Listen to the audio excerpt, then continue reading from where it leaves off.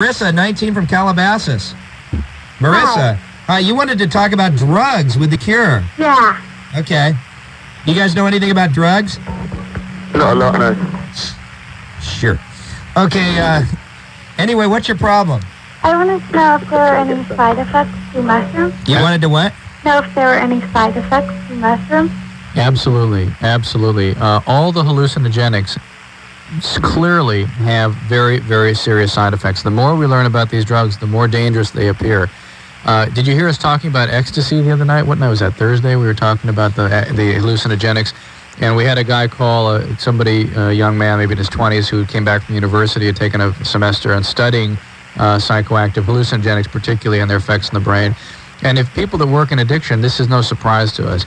All the hallucinogenic drugs, that includes mushrooms, marijuana, LSD, ecstasy, peyote, they all seem to have the common feature of causing brain damage. They cause actual destruction of brain tissue. The only other common drug of abuse that does that is alcohol. Cocaine doesn't destroy brain. Heroin doesn't destroy brain. It makes your brain behave differently. It may have some consequences. It may create some mood disturbances, but it doesn't actually destroy brain the way it appears that the hallucinogenics do. And don't kid yourself, pot is amongst the more dangerous drugs. Pot dependency, pot abuse is a very serious health problem in this state today. Mushrooms, again, it's a reasonably potent hallucinogenic. People tend not to use it regularly, but it's used often in combination with other hallucinogenics. And I've never seen any studies on mushrooms by themselves per se, but I have seen plenty of follow-up on people using hallucinogenics over time. They get psychiatric disturbances, mood problems, and difficulty with their reasoning. Robert and Simon, any comments on this? Yeah, I've got a few, actually. I think the three things that the doctor just said appears to, it's pretty contentious, I think, actually admitting that it appears to destroy brain cells without any proven evidence. No studies per se. Oh, there have been a lot. The people that you're going to deal with that suffer from problems due to drugs are obviously going to be people who have got problems anyway because you're a doctor.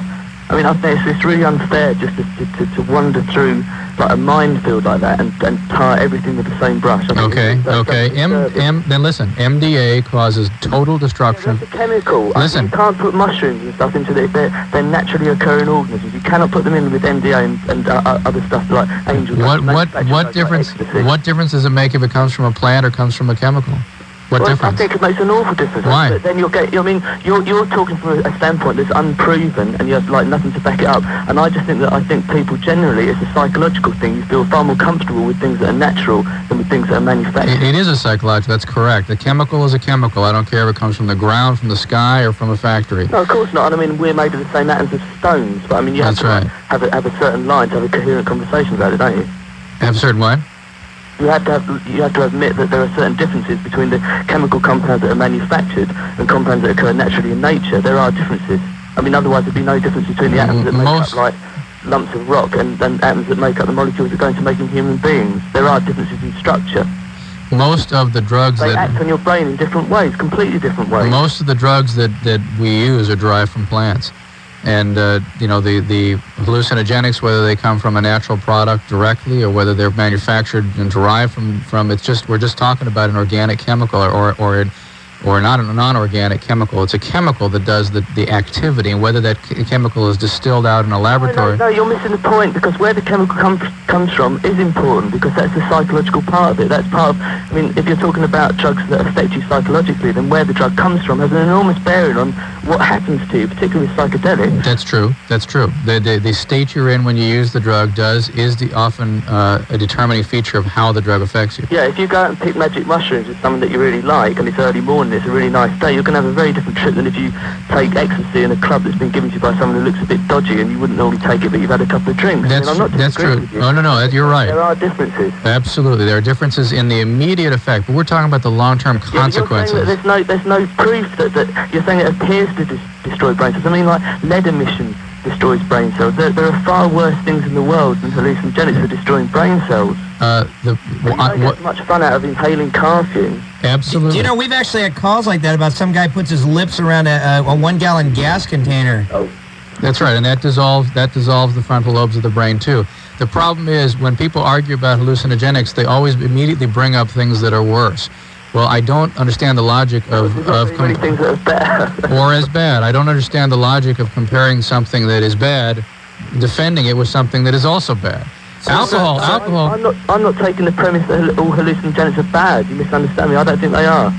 Well, in a limited basis, there is no proof that it's true that in a sporadic use there is no proof that you're going to have permanent damage. But chronic use, it's very clear. All you have to do is... I tell you why I'm getting upset about it. It's because I don't advocate drug use, but I think that the laws that are enforced, and certainly in our country, back in England, and in America as well, lumping all drugs in together and giving like absurd prison sentences and fines and stuff, when there are other things that are far worse. There's no point in like saying pretend there is nothing worse than hallucinogenics. There actually is a movement in this country to legalize a lot of the illicit drugs, and in fact, I think would work on certain levels, like taking it away from street trading and stuff. That's right. Things. I mean, there are things to be said for it. It's a very contentious argument. I know that I'm like putting myself down a limb, but I wouldn't advocate people to take drugs unless they felt comfortable about it. And I certainly wouldn't advocate people to go and buy drugs in nightclubs and stuff just because other people are doing it. There's nothing cool about taking drugs, but at the same time, just by saying that magic mushrooms are the same, or they're not quite as bad as coke or heroin because they don't appear to destroy your brain, is pretty misleading, I think. No. The couple things. One is we've got a huge problem with ecstasy in this part of the country right now, and people have a sort of socialization built around that drug that leads everybody to believe that it's safe, or that somehow it's not going to hurt you. And there's all kinds of strange rumors about how it does harm people. Before you go on, so basically, Dr. Drew, when Robert's saying that if you're with the right person and you go and pick mushrooms early in the morning, that might be okay. No, he's saying that you may have a good trip, so to speak, on a hallucinogenic. The kind of trip you have is dependent on the state you're in when you use the drugs, and that's absolutely true. So that might be all right to do then? No, I'm not. I'm talking about the biological consequences of the drug, and the biological consequences are brought to bear long after the use. So what constitutes chronic use, though? That's chronic use of mushrooms? Yeah. Didn't you say, though, that even one use of any of these things can cause permanent brain damage? There are plenty of cases of people after a single use of a hallucinogenic having permanent mood disorders and permanent thought disorders. There's plenty of cases of people wandering into McDonald's with a machine gun in this country and murdering entire families for no reason. It's like, you can find statistics and you say a fair number of people, you can maybe find like a handful of people to back up any premise that you care to mention. Well, I'm just one physician. I've seen many cases of very, very serious psychiatric consequences of relatively limited uses of hallucinogenics. These are people that would give anything to have their brains back to their normal state. And you see that a few times, and you learn an awful lot of respect for these particular drugs. Then you don't have to bring in defenses like people bringing in machine guns. I don't understand using horrible events as a defense for something that's potentially dangerous for people. Because people can become disturbed if they get out of the wrong side of the bed in the morning, or if they have a cup of coffee that has got sour milk in. It's like, that's what I'm saying. I'm not like trying to defend it by using ever more awful things. I'm just saying that people can be disturbed by the most absurd things. I mean, I'm not saying that people don't get psychologically disturbed by taking hallucinogenics. Of course, a percentage of people will. But it seems it's like saying, I mean, how many alcohol-related crimes are committed in this country? I would dread to think. You know what? Alcohol. Our number one and number two problems in this country are alcohol and cigarettes. Ain't no doubt about it. That's it. Number one and number two. Yeah, so, I mean, and everyone agrees on that, but that's when, then everyone diverges, and you all take one stand against hallucinogenics, and yet I'm still standing there staggered by the fact that, we're probably both going to have a drink tonight. But you're probably not alcoholic. I mean, it's different. There's nothing wrong with people using alcohol. I'm not alcoholic, but I have a drink. I'm not addicted to drugs. Right. And then, again, see, and that's why I refute the idea that if you have, like, a taste of a drug, you become... You mean like if you smoke a joint or something? Yeah, because otherwise if you have a glass of red wine, you become an alcoholic. You don't. No, that's true. And clearly... It depends on the personality as much as like just where your upbringing, what kind of social structure you're living in, and there's a myriad of things to think about. For hallucinogenics, it does tend to. For alcohol, it tends to be purely a biological phenomenon. I mean, Robert, you've obviously thought a fair amount about this, and I actually really appreciate your comments. I mean, they're right on, and they're the things we're struggling with all the time. But I think we have to talk about what we're seeing.